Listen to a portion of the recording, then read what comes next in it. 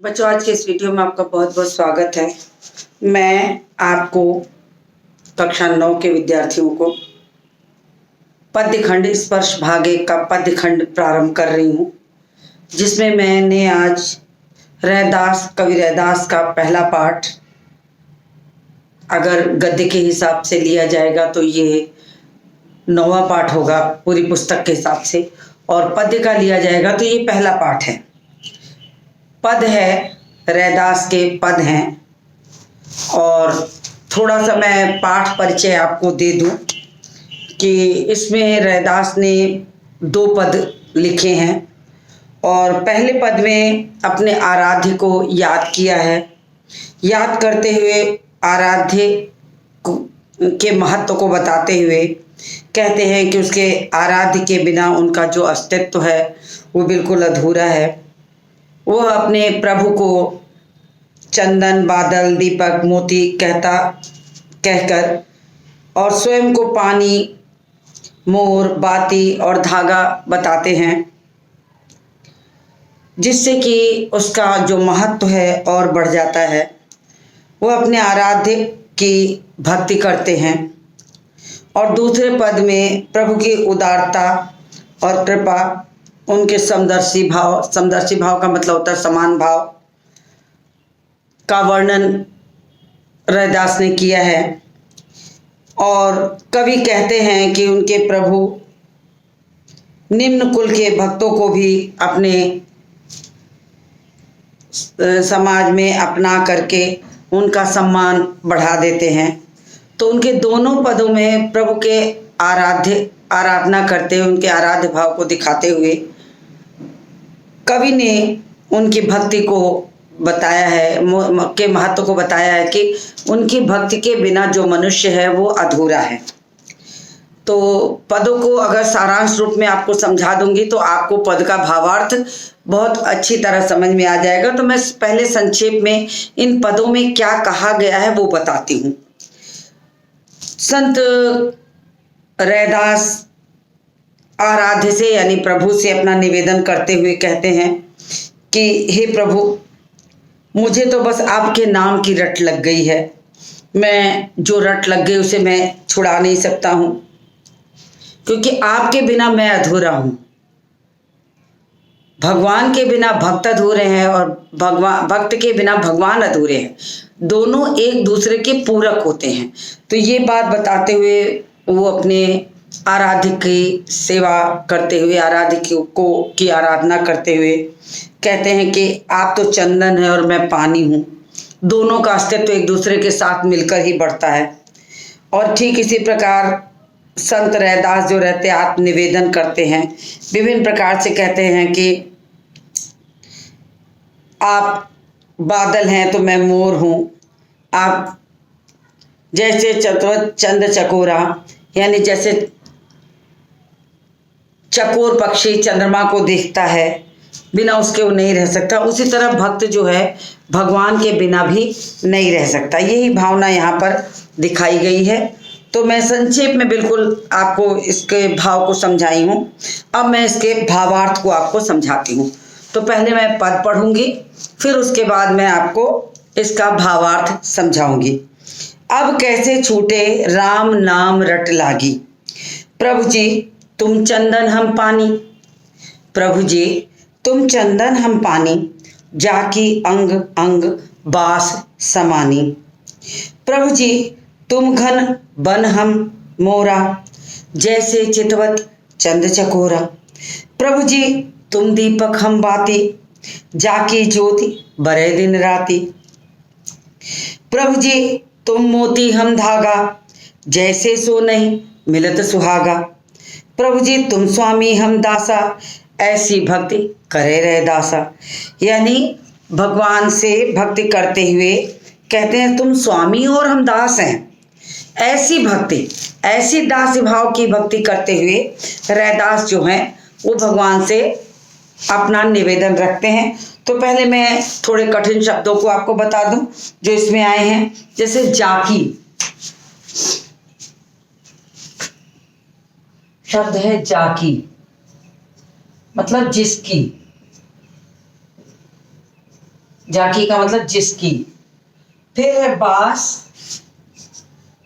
आप अपनी पुस्तक पर इन शब्दों के अर्थ लिखते जाइए। वास वास का मतलब होता है सुगंध, सुवास, सुगंध, कुछ भी कह सकते हैं। समानी का मतलब होता है समाई हुई, समाई हुई। फिर है घन का मतलब होता है बादल, घन का मतलब होता है बादल। और वन का मतलब होता है जंगल या वन, जंगल कह देते हैं, वन का मतलब वन नहीं समझ पाएंगे आप, तो वन का मतलब जंगल। और मोरा कहा गया है मोर को, मोरा मतलब मोर, मोर या मयूर भी कह सकते हैं। चितवत मतलब होता है देखना, चितवत मतलब एकटक देखना या देखना कह सकते हैं। चकोर एक प्रकार का पक्षी है, चकोरा यानी चकोर एक पक्षी है।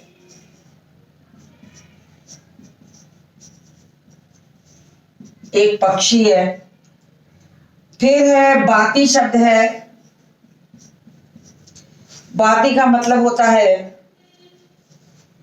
दिए में जलने वाली बत्ती, दिए में जलने वाली बत्ती।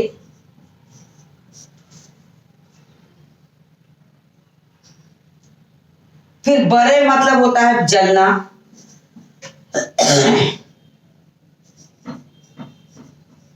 जलना। फिर सोने मतलब सोना, सोने का मतलब होता है सोना, जिसको आप स्वर्ण कह सकते हैं, गोल्ड कह सकते हैं। तो अंग्रेजी में इसलिए बता रहे हैं कि सोना क्रिया नहीं है, निद्रा नहीं है, बल्कि धातु है। सोना मतलब धातु, हम यहां धातु लिख देते हैं ताकि आपको क्रिया ना समझ में आए।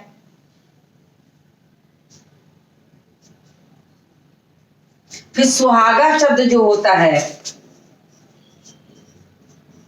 सुहागा सोने को शुद्ध करने के लिए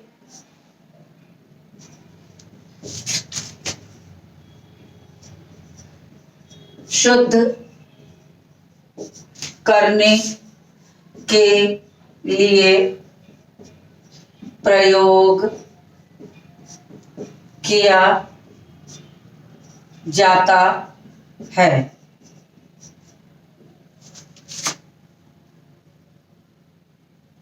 बस इसके जो पहले पद के कठिन शब्द थे वो इतने ही हैं जो मैंने आपको बता दिया। आप अपनी पुस्तक पे इसको नोट कर लीजिए। उसके बाद मैं इसका अर्थ बताती हूँ। अब कैसे छूटे राम नाम रट लागी। अब जो इसका भावार्थ बोलता है वो क्या है, पहले सरल शब्दों में बता दूं कि अब कैसे छूटे राम नाम रट लागी। संत कवि रैदास अपने आराध्य के प्रति भक्ति भाव प्रकट करते हुए कहते हैं कि मुझे तो प्रभु के नाम की जो रट लग गई है वो कैसे छूट सकती है, अर्थात अब कभी नहीं छूट सकती। वो अपने प्रभु से कहते हैं, क्या कहते हैं, ध्यान से सुनिए, कि प्रभु जी तुम चंदन हम पानी। कहते हैं कि प्रभु जी तुम चंदन हम पानी, जाकी अंग अंग बास समानी। कहते हैं कि प्रभु जी आप क्या हैं, चंदन हैं, और मैं क्या हूं, मैं पानी के समान हूं। तो अपने प्रभु को कहते हैं कि आप चंदन हैं और मैं पानी हूं, और दोनों के मिलने से ही सुगंध उत्पन्न होती है। यानी चंदन को जब हम पानी में रगड़ते हैं, घिसते हैं, तो उससे जो सुगंध उत्पन्न होती है उसका महत्व दोनों का एक साथ मिलकर होता है। फिर उन्होंने ये कहा कि मैं प्रभु जी आप चंदन हैं और मैं पानी हूं, और दोनों का महत्व तभी है जब दोनों मिलकर रहते हैं, तभी उसकी सुगंध उत्पन्न होती है। वही सुगंध प्रभु भक्ति की सुगंध, भक्ति की दृष्टि से देखा जाए तो ये प्रभु भक्ति की सुगंध है। अब मेरे अंग अंग में व्याप्त है। कहते हैं कि प्रभु जी तुम जाकी अंग बास समानी। बास मतलब सुगंध, यानी आप जो हैं वो क्या हैं, चंदन है, और मैं क्या हूं, मैं पानी के समान हूं। और हम दोनों का महत्व तभी है जब हम मिल करके एक साथ होते हैं, यानी सुगंध जन्म तभी लेती है जब चंदन और पानी एक साथ मिलते हैं। जाकी अंग अंग बास समानी, कहते जो सुगंध कैसी है, कौन सी सुगंध है? प्रभु की भक्ति रूपी सुगंध है। प्रभु की भक्ति रूपी जो सुगंध है वो ऐसी है कि जिससे अंग अंग जो है वो सुगंधित हो जाता है, यानी जिससे अंग अंग जो है उसमें सुगंध फैल जाती है। तो ये उन्होंने कहा है। दूसरी पंक्ति में कहते हैं, प्रभु जी तुम घन बन हम मोरा, जैसे चितवत चंद चकोरा। फिर उन्होंने कहा कि प्रभु जी तुम बन घन हम मोरा, कहते हैं कि जिस तरह उन्होंने आगे क्या कहा है कि आप तो आकाश में छाए हुए काले बादल के समान हैं और मैं उसे निरंतर निहारने वाले मोर की तरह हूं। क्योंकि आप क्या हैं? घने बादल हैं और मैं क्या हूं? मैं मोर के समान हूं, उसे निरंतर निहारने वाला मोर हूं। जिस तरह मोर बादलों को निहारता रहता है, ठीक उसी प्रकार मैं भी आपको देखकर प्रसन्न होता हूं। ये रैदास कवि कहते हैं, ठीक उसी प्रकार मैं आपको देखकर प्रसन्न होता हूं। क्योंकि पंक्ति में कहा गया है कि प्रभु जी तुम घन बन हम मोरा, कि आप जो हैं तुम घन यानी तुम बादलों के समान हो और मैं कैसे हूं? मैं कैसा हूं? मैं मोर के समान हूं। भक्त क्या है? मोर के समान। जैसे मोर बादलों को देखकर मतवाला हो जाता है, बादलों को देखकर वो एकदम मगन हो जाता है, ठीक वैसे ही भक्त अपने भगवान को देखकर भी बिल्कुल मगन हो जाता है। जैसे चितवत चंद चकोरा, जैसे, और ठीक भक्त कहता है भगवान के लिए कि मेरी स्थिति कैसी है? जैसे चितवत चंद चकोरा, जैसे चकोर पक्षी चंद्रमा को देखकर मतवाला होता है, ठीक वैसे ही भक्त अपने भगवान को देखकर मतवाला हो जाता है। यही बात यहाँ पर रैदास अपने भगवान से निवेदन करते हैं कि भक्त की स्थिति भगवान के बिना अधूरी है, वो बिल्कुल कुछ भी नहीं है भगवान के बिना। तो ठीक वैसे ही जैसे चकोर चंद्रमा को देखकर मतवाला होता है, जैसे मोर बादलों को देखकर मतवाला होता है, ठीक वैसे ही भक्त अपने भगवान को देखकर मतवाला हो जाता है। तो ये यहाँ पर रैदास ने कहा है। आगे कहते हैं रैदास जी कि प्रभु जी तुम बात दीपक हम बाती, जाके ज्योति बरय दिन राती। प्रभु जी तुम दीपक हम बाती। उन्होंने कहा कि क्या है? प्रभु जी आप क्या हैं? तुम दीपक, आप तो दीपक की तरह हैं और मैं क्या हूं? मैं बाती, मैं उसमें जलने वाले दिए की बत्ती के समान हूं। जिस तरह दीपक और बाती दोनों मिलकर ही प्रकाश फैलाते हैं, न दिया अकेले जलकर प्रकाश कर सकता है और न बाती अकेले जलकर वो बुझ जाएगी, प्रकाश कर सकती है।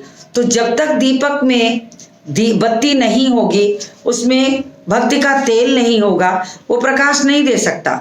तो उन्होंने स्थान कहा है कि तुम दीपक हम बाती, मैं क्या हूं? मैं बाती की तरह हूं और आप क्या हैं? आप दीपक की तरह हैं। आप दीपक की तरह हैं, मैं बाती की तरह हूं। क्योंकि हम दीपक और बाती मिलकर ही प्रकाश देते हैं, उसी तरह भक्त अपने भगवान के साथ ही प्रकाशित हो सकता है, उसमें दीप्तिमान हो सकता है, उसमें सुख और वैभव आ सकता है। जिस तरह दीपक और बाती दोनों मिलकर प्रकाश फैलाते हैं, उसी प्रकार तुम्हारी भक्ति के प्रकाश से मेरा मन भी प्रकाशित हो जाता है। जो उसमें दिया में तेल पड़ता है वही भक्ति का प्रकाश है, वही प्रकाश को फैलाता है। ये इन्होंने यहाँ कहा है।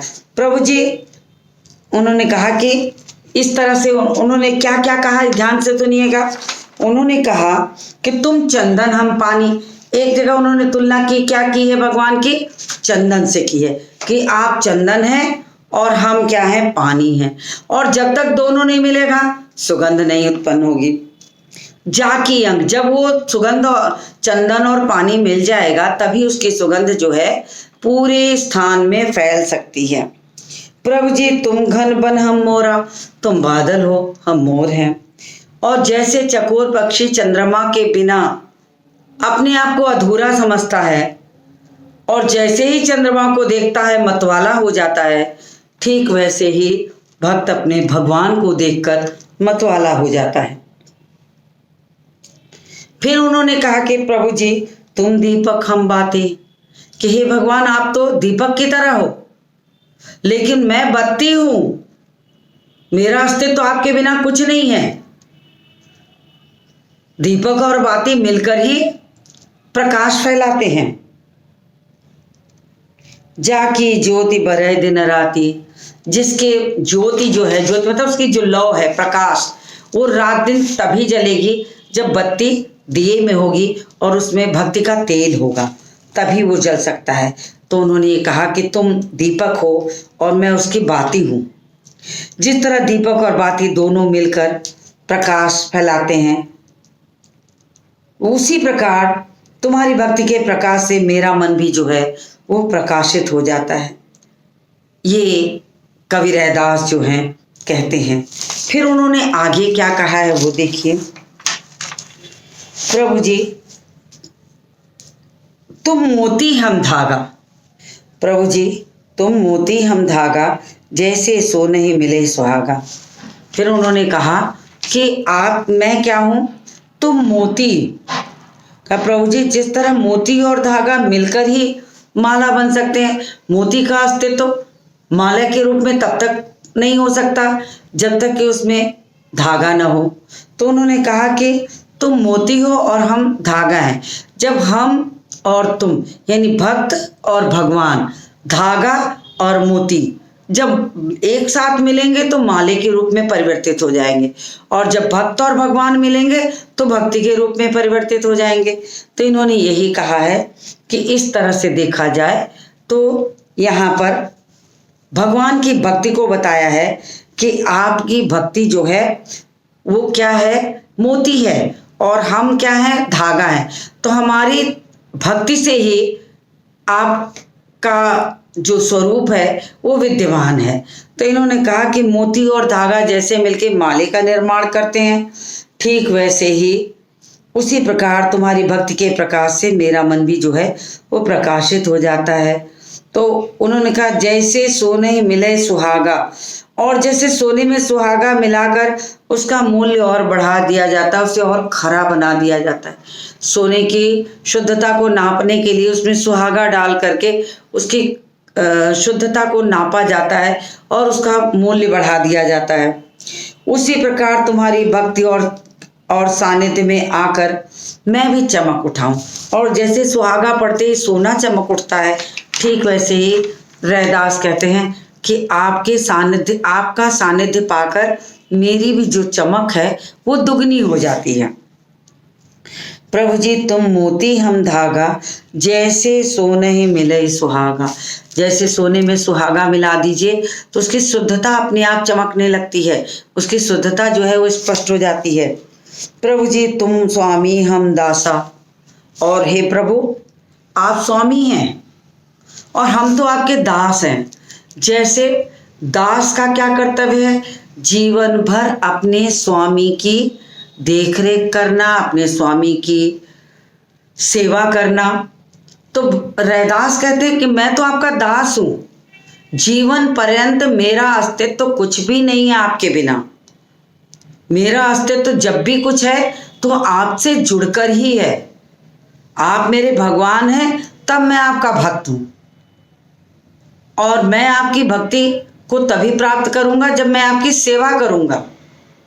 तो उन्होंने ये कहा है प्रभु जी तुम मोती हम धागा, जैसे सोने ही मिले सुहागा। हे प्रभु आप तो मोती के समान हैं और मैं धागे के समान हूँ। जैसे सोने में सुहागा मिल जाए तो उसकी शुद्धता, उसकी चमक जो होती है वो बढ़ जाती है। प्रभु जी तुम स्वामी हम दासा, प्रभु जी आप स्वामी हैं और मैं आपका दास हूँ, ऐसी भक्ति करे रैदासा। तो रैदास कवि कहते हैं कि मैं तो ऐसी ही भक्ति करता हूँ कि जहाँ मैं आपको अपना मालिक और खुद को आपका सेवक समझता हूँ। ये भक्ति मेरी है तो कवि ने यहाँ पर ऐसी भक्ति को उजागर किया है और उसको प्रमाणित करने के लिए ऊपर उन्होंने तमाम उदाहरण दिए हैं। जो उदाहरण है चंदन और पानी के समान, बादल और मोर के समान, चंद्रमा और चकोर के समान, और दीपक और बाती के समान, भगवान और भक्ति के समान, मोती और धागे के समान, सोना और सुहागे के समान, और मालिक और स्वामी, मालिक या स्वामी और सेवक के समान। तो ये सारे उदाहरण देकर रैदास अपनी भक्ति को भगवान के प्रति प्रकट करना चाहते हैं कि किस तरह से वो अपनी भक्ति की तुलना करते हैं। कहते हैं कि मैं आपके बिना अधूरा हूँ, मेरा अस्तित्व कुछ भी नहीं है आपके बिना, मैं जीवन भर आपके बिना अकेला रह जाऊंगा, मेरे अस्तित्व का कोई महत्व नहीं है। मैं आपकी भक्ति पाकर जैसे लगता है मतवाला हो जाता हूँ, ठीक उसी प्रकार जैसे चंदन की कीमत पानी के साथ बढ़ जाती है, जैसे मोर की कीमत बादलों को देखकर बढ़ जाती है, जैसे चंद्रमा को देखकर चकोर की कीमत बढ़ जाती है, ठीक वैसे ही आपकी सेवा करके मेरी कीमत बढ़ जाती है, भक्त की बढ़ जाती है। ये यहाँ पर रैदास जो हैं कहना चाहते हैं भगवान से कि तुम मेरे स्वामी हूँ, मैं तो आपका दास हूँ, और इसी दास भाव से मैं तुम्हारी भक्ति को हमेशा प्राप्त करना चाहता हूँ। ये यहाँ पर रैदास, कवि रैदास ने कहा है। संत थे, वो जीवन भर भगवान की सेवा करते थे और बिना सेवा के उनका कोई अस्तित्व नहीं था। तो इस अस्तित्व को निरंतर बनाए रखने के लिए उनको और कोई उपाय नहीं था। वो बस ये चाहते थे कि किसी भी तरह से वो भगवान के संपर्क में सदैव बने रहें, बस ये उनकी कामना थी। इसी कामना को वो यहाँ पर स्पष्ट करना चाहते हैं। तो ये हुई आपके इस पद का भावार्थ मैंने आपको समझाया। अब इसका जो विशेष अर्थ है वो मैं बोर्ड पर लिख दूंगी, क्योंकि विशेष अर्थ आपको जानना चाहिए। और तब तक मैं इसको मिटा देती हूँ और फिर आपको विशेष अर्थ के रूप में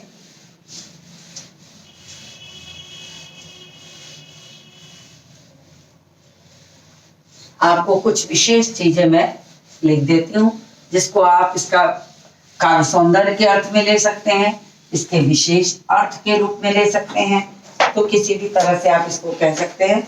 तो मैं अब इसके विशेष अर्थ को यहाँ लिख देती हूँ कि जब इसकी विशेषता या विशेष अर्थ आए तो आप उसको जरूर से समझ लीजिए। अब देखिए इसके विशेष अर्थ में लिखा जाएगा, कवि रैदास की एकनिष्ठ और दास्य भाव भक्ति का वर्णन। कवि रैदास की एकनिष्ठ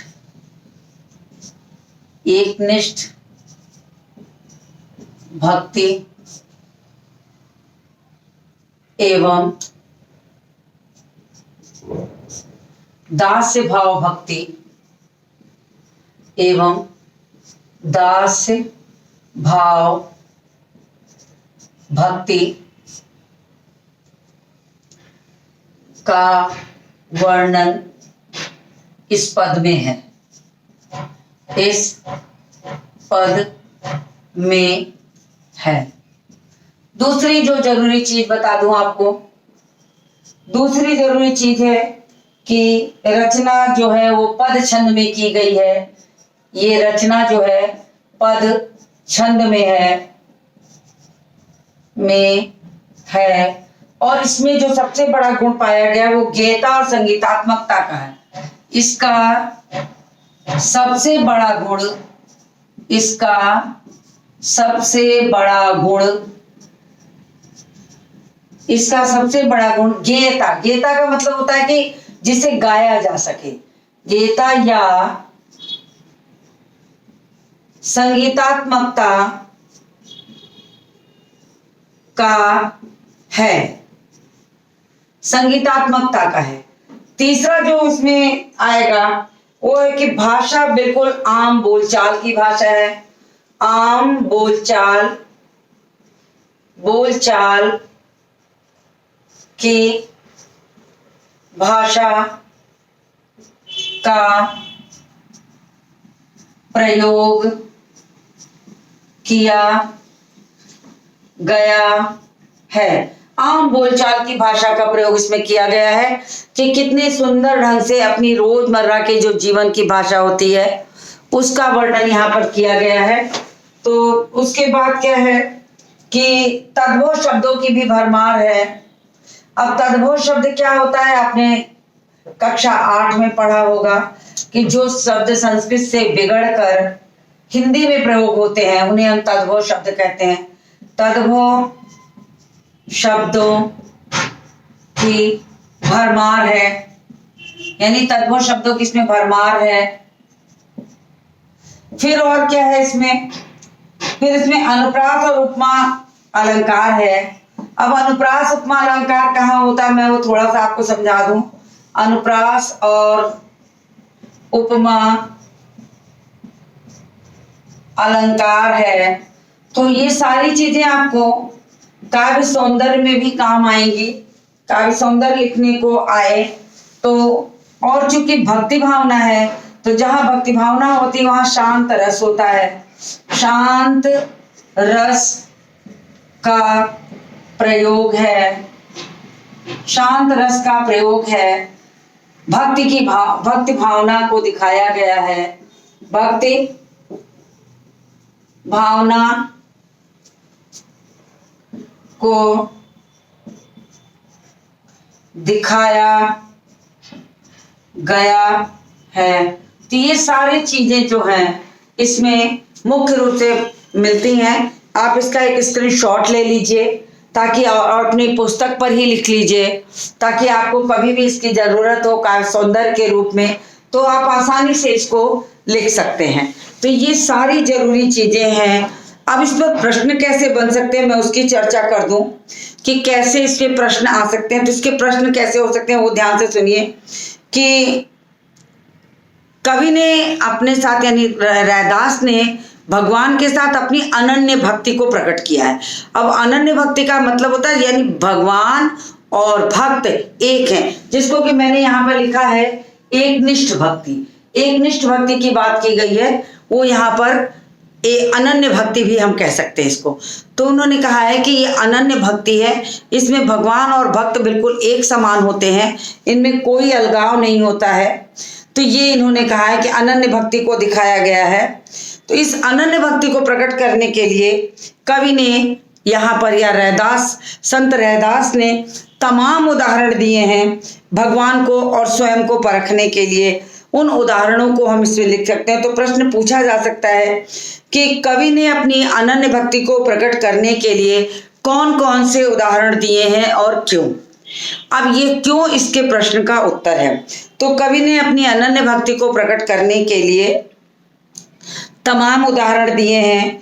चंदन और पानी का उदाहरण दिया है, बादल और मोर का उदाहरण दिया है, चंद्रमा और चकोर का उदाहरण दिया है, मोती और धागे का उदाहरण दिया है और सोने और सुहागे का उदाहरण दिया है। और कहा है कि और दिया इसलिए है क्योंकि ये दो चीजें जो हैं जो हमने बताया भक्त मोती और धागा, चंदन और पानी, सोना और सुहागा, चंद्रमा और चकोर, ये एक दूसरे के बिना अधूरे हैं। एक दूसरे के बिना अधूरे हैं यानी एक का महत्व तो दूसरे के बिना पूरा नहीं किया जा सकता। सुगंध तभी आएगी जब पानी मिलाकर चंदन को घिसा जाएगा, तब उसकी जो सुगंध है वो अंग अंग में सुवासित होगी, फैलेगी, ये कहा गया है। तो यहाँ पर यही दिखाया है कि भक्त भी जो है वो भगवान के बिना अपने आप को अधूरा समझता है। इसी को एकनिष्ठ भक्ति कहते हैं या अनन्य भक्ति, कि वो अपने आप को समझता है कि मैं उनके बिना मेरा कोई अस्तित्व नहीं है। भगवान के बिना भक्त का और भक्त के बिना भगवान का कोई अस्तित्व नहीं है, ये अस्तित्व अधूरा है। इस बात को यहाँ पर कवि संत रैदास ने यहाँ पर अपने इस पद में दिखाने की कोशिश की है और भक्ति संबंधी विशेषता को भी उजागर किया है। तो अटूट संबंध दिखाया है। भक्ति का संबंध जो है इनका वो आराध्य के साथ इनका अटूट संबंध है कि जैसे अगर मोती और धागे को अलग कर दें तो माले का कोई अस्तित्व नहीं बन सकता, वो बिखर जाएगा। ठीक वैसे ही भगवान और भक्त को अलग कर दें तो भक्ति का कोई अस्तित्व नहीं है, वो भक्ति समाप्त हो जाएगी। यानी एक दूसरे के बिना ही यहाँ पर जो भक्ति को प्रकट किया गया है वो पूर्ण होगी। तो ये इस पद में कहा गया। आप इसका स्क्रीनशॉट लीजिए पहले, फिर इसके प्रश्नों के उत्तर में आप एक प्रश्न लिख लीजिए कि चंदन और पानी का उदाहरण किस संदर्भ में दिया गया। ये आपका होमवर्क है, इसको आप करिए। चंदन और पानी का उदाहरण किस संदर्भ में दिया गया है, और इसको आप मुझे उत्तर के रूप में लिखकर मेल करेंगे, तब मैं समझूंगी कि आपको ये पद समझ में आ गया। इसी के साथ इस वीडियो को यहाँ समाप्त करती हूँ और मिलती हूँ आपसे अगले वीडियो में।